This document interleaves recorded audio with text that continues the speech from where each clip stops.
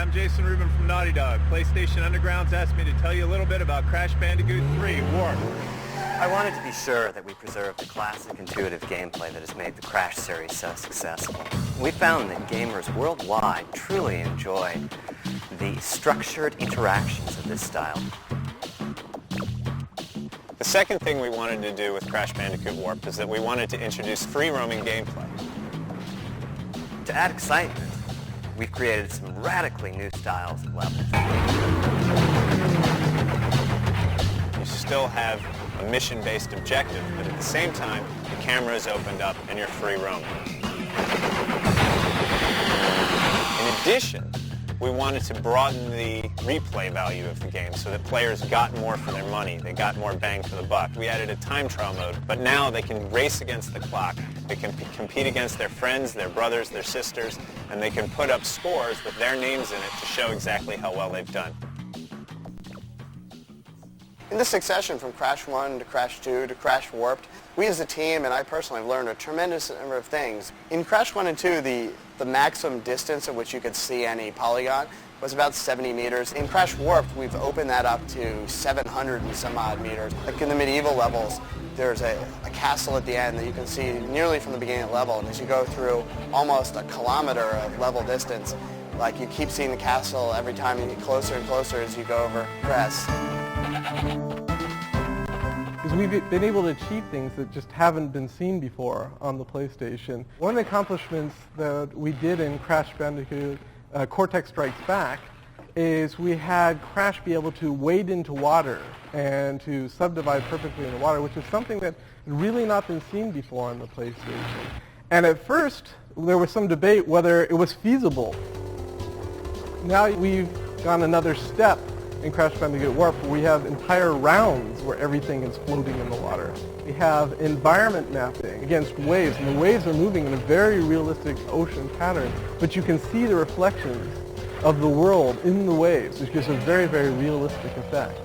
I think most people, including ourselves, until this project, thought it was not possible to pull off that many things, that much subdivision in a level, that you just would not have the speed to do something like that. I think the way we pulled it off was with perseverance and with trying things and just keep working at it and working at it and working at it until we were able to get within the frame rate that we wanted. We've learned a tremendous amount about gameplay. Making a new mechanic and trying to make it play well and work with Jason's animation for the character, because it all has to integrate together. Crash is like driving along on the motorcycle, and he turns, he's got to bring the motorcycle down, put his knee on the ground like the way a real motorcycle rider does. And so there's a real interaction between the gameplay programming, controlling the feel of that motorcycle, and the animation. And that's probably one of the most important programming things. If the game doesn't feel good, if it's clunky, then it's not fun.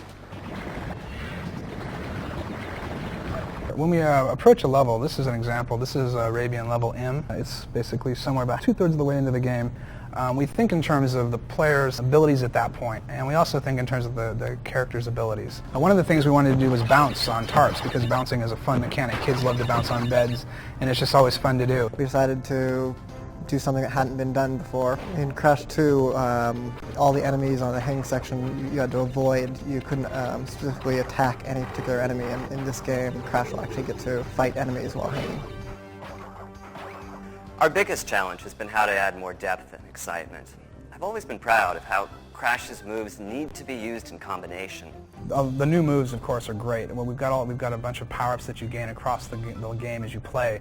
And what's really nice about that is basically the character grows as you're playing.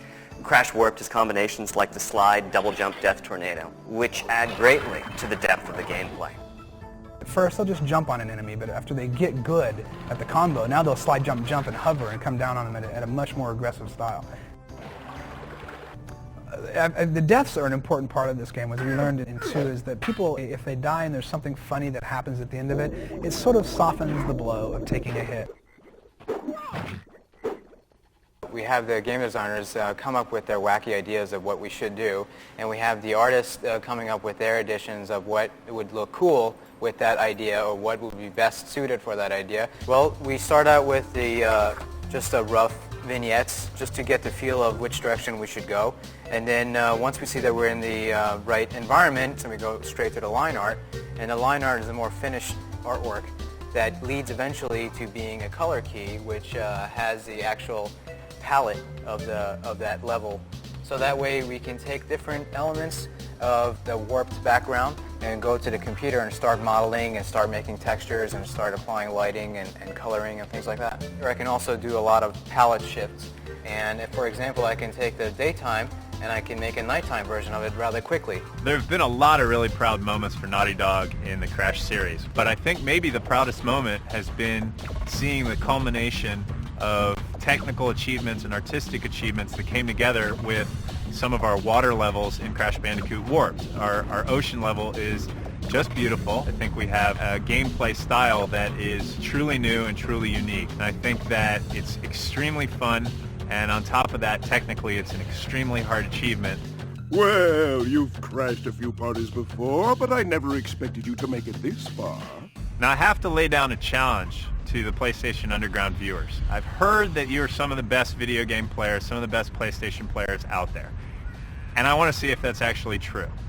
The Naughty Dogs, all of the Sony testers, our Sony producers, as well as Mark Cerny, have been playing our time trial mode, and you'll be able to find in the credits of the game what all of our best times were. You don't turn back. I will inflict 1,000 years of suffering on you and the entire universe! And the challenge is, can you actually beat that time? And I have to say, within that group of people, there are some darn good players, so it's going to be quite a challenge. So the challenge is out to you now.